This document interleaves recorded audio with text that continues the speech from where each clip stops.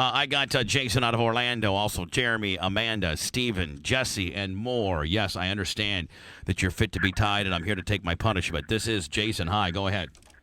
Hey, good morning, Bubba. How are you this morning? Good, sir. Go ahead. I just want to say real quick, despite of last night, man, I'm not going to be pissed, and I'm not going to say F Bubba.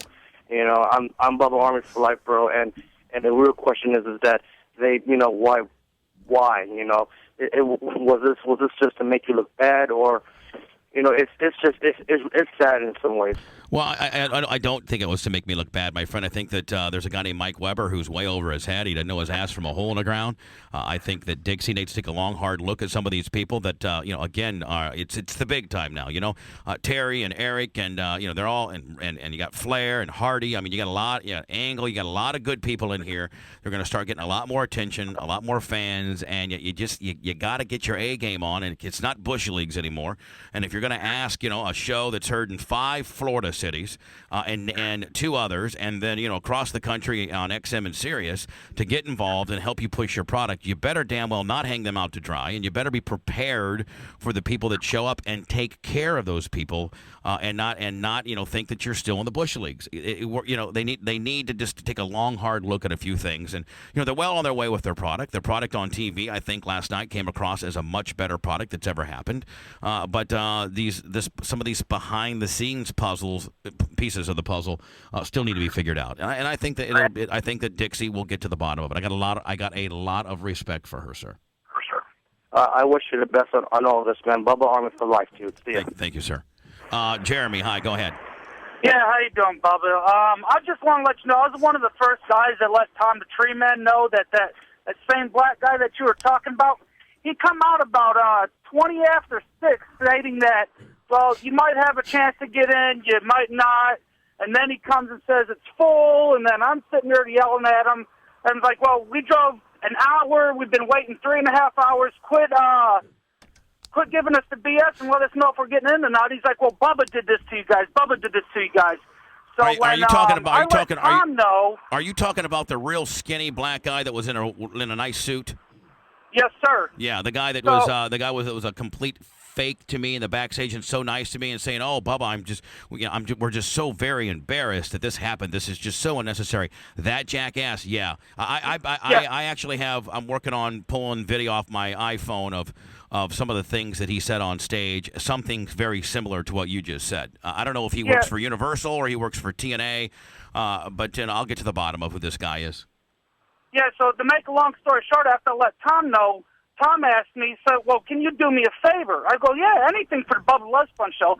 I guess he must have went and told you because he'd asked me and my kids to pass out the rest of the stickers, which we did. I'd met you the night before, and you were nice enough to come out of your way to take a picture with me and my boys.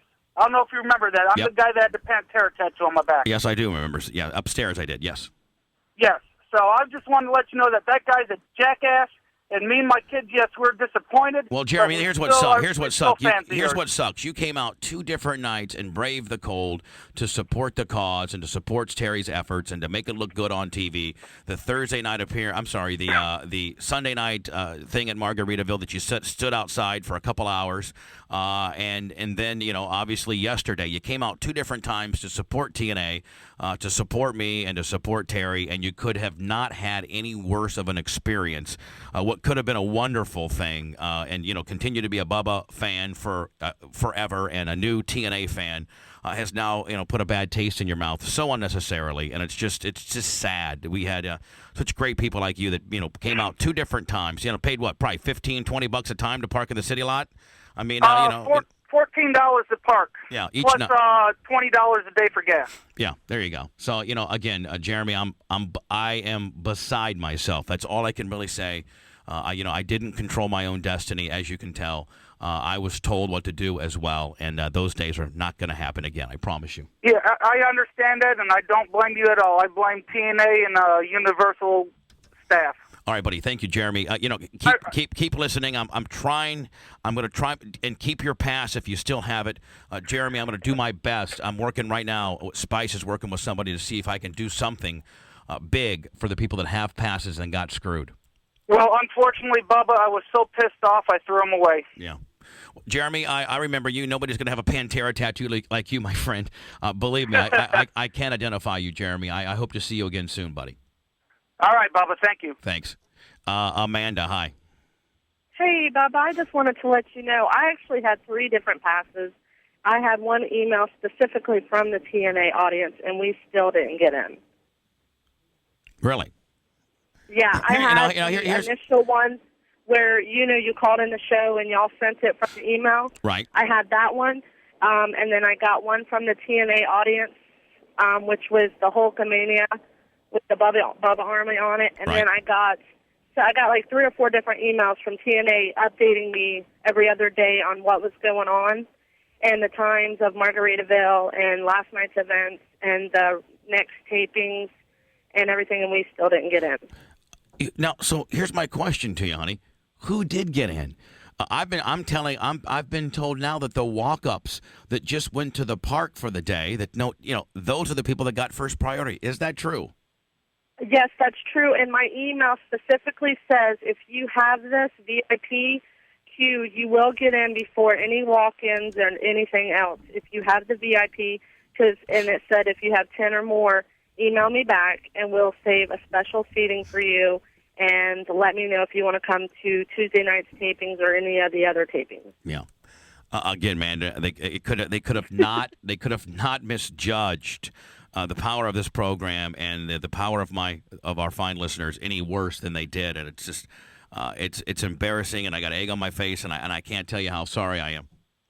Well, you were worried about it from the beginning, though, so yeah, I have. It's not your fault, but you said the turnout was going to be big, and it wasn't going to be big enough, and you were already worried. So well, I got emails from my manager Russ going to Mike Weber saying, I'm telling you, there's going to be a problem. You guys have overbooked this, and the Bubba Army is going to be furious. And they're like, oh, don't worry about it. Historically, we only have a 25% return on the handouts that we give. I'm like, my manager got back to Weber and said, you're talking about a whole different – you're talking about stupid people that go to the park, that, go to this Universal deal just haphazardly. You're not talking about, a cult-like following they have on a nationwide radio program that we're so very particular about taking care of our fans. These people, we have an 80% retention rate. So you're in trouble, Weber. Like, oh no, never, man. It's a great problem to have. And he told Russ, oh, it's a great problem we have to have too many people that want to get into the building. Yeah, unfortunately, not one person that had my pass. Not one of my people got in. 17. I'm hearing estimates between 15 and 2,100 people. Basically, were told your pass is fake, and Bubba promised you something that he simply can't deliver. Now, do you know how stupid I feel right now? Do you know how stupid I feel right now?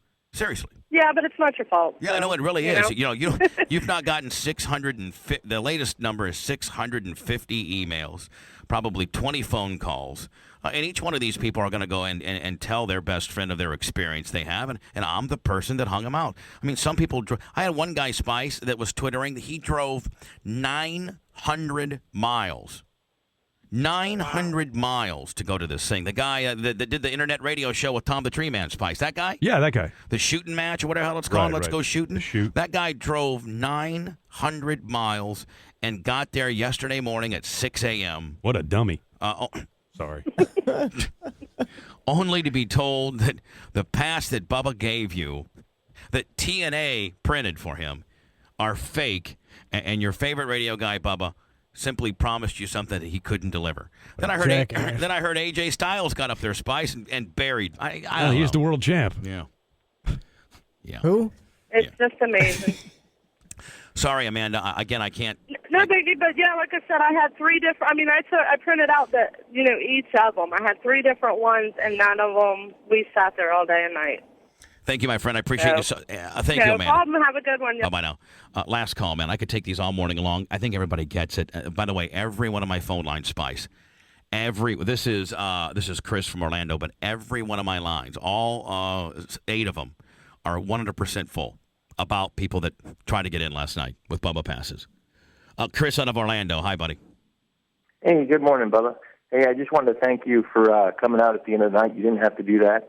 I wanted to let you know you're a stand-up guy. You knew something went wrong, and you took care of the fans. And Well, you know, I'll the always be a minute Bubba fan. the minute that I didn't have any more obligations on TV at 15 after 10, I rushed right over there. And as you know, the reception was not good. You know, people were mother effing me. I had kids spit on my shoes. It was the worst experience that I've ever had with a Bubba gathering ever, and I'm just beside myself that my people and my fans and our listeners are that upset at me, and they think that I did this to them. At the end of the day, I guess I did, and it's very disturbing. And thank you for thanking me, but I didn't do anything spectacular, my friend. I certainly didn't come through for you. Oh, I know, but you were a stand-up guy. You knew something went wrong, and you stood up better than TNA. The TNA guy, I don't know who that guy worked for in the black suit, but are you talking about like are you talking about the black guy? Yeah. Now, and you know, he tried to be so nice to me. Obviously, I didn't see what his other stage announcements were, and you did. What were they? I'm hearing conflicting reports. I got tape of it as well. What were they? I heard they were real anti-Bubba and real smart-assy. Can you tell me what they were? Yeah, when we were outside in line and in front of the Hard Rock, he let us know that Bubba was the one that put us in the situation we were in. And it was kind of funny because when we first got there, we went to the Blue Man Group and got in line, and they shuffled all the Bubba fans around to the front into the turnstiles out front in front of the Hard Rock. And I just had a feeling something was going wrong there. And then, excuse me, then when he came out at 6:45 and told everybody that they were going to shuffle us into the Hard Rock Live and we were going to be able to see it on a big screen, that was kind of disappointing for my 14-year-old. Pulled out of school and tried to bring him to see Hulk Hogan. But the words, I mean, I'm hearing not only from you, but from a ton of people that he said, you know, Bubba is the one that did this to you, and Bubba is the one that promised you something he couldn't deliver. I'm hearing, and I think I have tape of him saying that, but you'll verify that? Yeah, that's exactly what he said. Meanwhile, Spice, this guy's in the back there with me before I went on stage, like, oh, man, it's going to be okay, man. They've been good all night. Hey, who is this dildo? I don't know who this guy is. I think he works for TNA, sir, don't you think? I'm not sure if he works for TNA or Universal. It was one of the two. I'll find out who he is, my friend. Chris, did you happen to keep your pass? Yes, I did actually. Just hang on to it, okay? Just hang on and keep listening if you could for me. Absolutely. I'm sorry, sir. Thank you so much. Have a good day. Did you see where in the midst of all this and by the way, I Spice, I could sit here for the next, day and take these phone calls. I don't know if I don't put a stop to, I get it. I get it. Should I continue it on, or, I mean, is it going to just, what? No, we get it. Uncle. Yeah. Because as soon as I let one go, there's boom right here. Now I got a Mike from Daytona. Mike from Daytona says that they allowed people with regular Universal tickets that don't know anything about wrestling first before anybody else got in. Why would you do that, Spice? Well, isn't it the agreement they have, maybe? Manson, like you said, the crowd was, terrible. They didn't know. A lot of them didn't know, especially when the hard camera was facing into the crowd. Those people wearing the yellow shirts, those teenagers from high school that they bust in. What does a kid that's in, Manson, what do your kids know about pro wrestling? Zero. Yeah, I mean, seriously, why wouldn't you get why wouldn't you get one of the 1,800, Bubba Army guys? But Donna was watching. She's like, where's all the Bubba Army shirts? I was like, I don't know. Yeah, exactly. I said, I'll see all these yellow shirts. And earlier in the day, man, my buddy Mike Sergi was having lunch at the NASCAR Cafe, and he said, you would not believe, he goes, I bet you I've seen 800 Bubba Army shirts here. I bet you found about 600 in the parking garage trash bins. Yeah, I was telling Donna, I was like, everybody in that crowd is Bubba Army. Little did I know. And every one of them had a Bubba Army shirt on, man. Every one of them did. Again, my buddy Mike Sergi was having lunch at City Walk. He's like, I swear to God, there's 800 Bubba Army sweatshirts and T-shirts and long sleever things up and about. It's going to be unbelievable. And Spice, that was like at 1 o'clock, so I'm thinking, man, we're in, right? It's going to be great. All you're going to see is Bubba Army in the crowd, which is exactly what Bischoff wanted. And, wow, we got jobbed out, did we not? Big time.